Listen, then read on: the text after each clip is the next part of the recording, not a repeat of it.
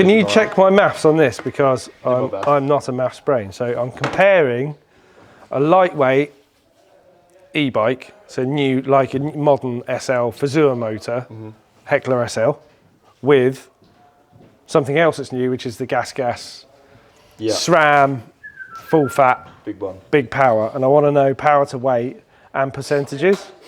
This is Brink GCSE maths. If that makes any sense to you. That's a spreadsheet, that is. How do you do it? Do you times it by? EP801, pretty sure is 85 Newton meter. It's, so Heckler, hang on, no, let me work this out a little bit clearer.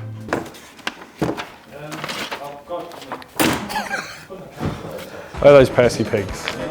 I'm just going to stand here and eat Percy pigs. Oh God.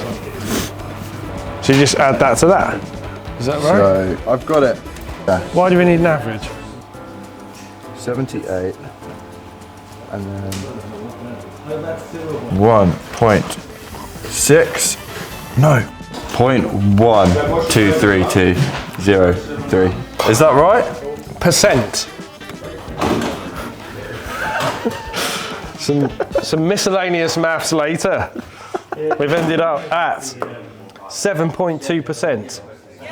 So if you take the bikes on their spec, their stats, the gas is 18.2% more powerful if it had no rider on it, for instance. As soon as you add a rider, it's 7.2% more powerful, which is not that much. No, it's not a lot at all. That is with a very powerful wheel on, but for fun, we thought we'd add the most powerful rider in the workshop. So 7.2% difference. Let's go and ride it. You're not as powerful as well. I'm not as powerful, but that doesn't matter. That's just we can ignore that. We'll put all the maths in the description for you, so you can do your maths at home and tell us where we went wrong. But let's go ride it. I'm good at that bit. Let's go.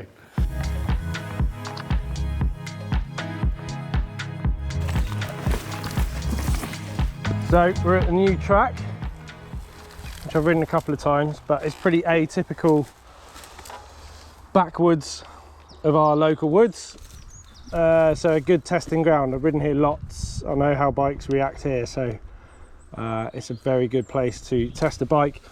And this bike, I think, is perfect.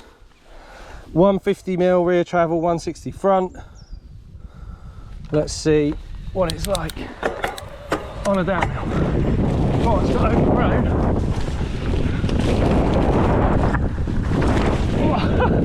Very overgrown, actually. Whoa. Big old skidderoo at the end. That felt so familiar on this bike. I do love the ride quality of Santa Cruz. You can just get on it, pump the suspension up, do some rudimentary settings, and off you go. It feels bang on. So I need to get used to the bike a bit, and then maybe open it up a bit more.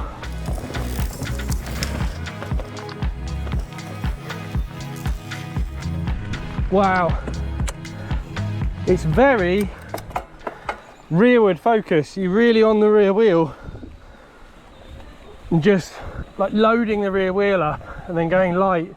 You can just flick it really easy and do the same again in the opposite direction. Don't know what size chainstay's on it, but feels maybe even a little short. But yeah, that's cool. One other feature that this bike has got is boost mode. So you hold this toggle switch down and it flashes, and then you get extra power. No idea how much, but definitely gave me an extra boost there.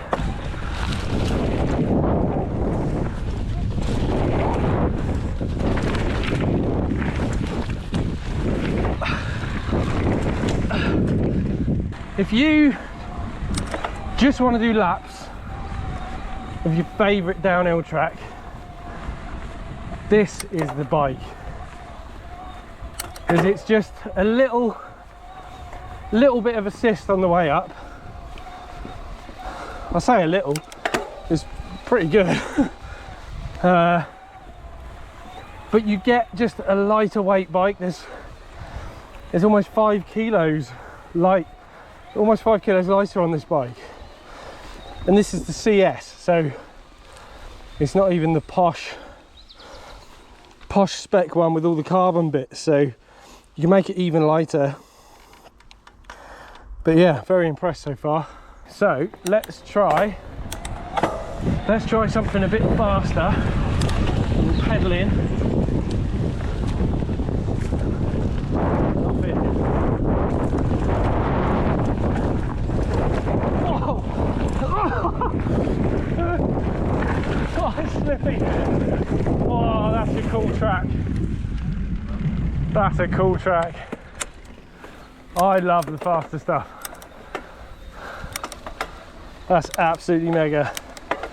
Right, we've got a big climb now. Let's have some boost mode. Come on. Yes. Gotta be honest, in boost mode that feels just like a normal e-bike to me.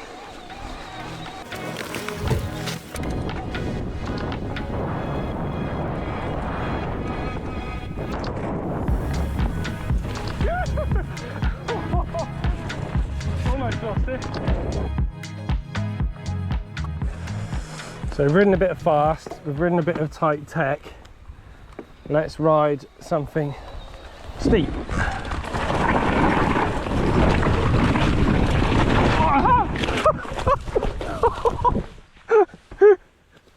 Whoa! Do that again.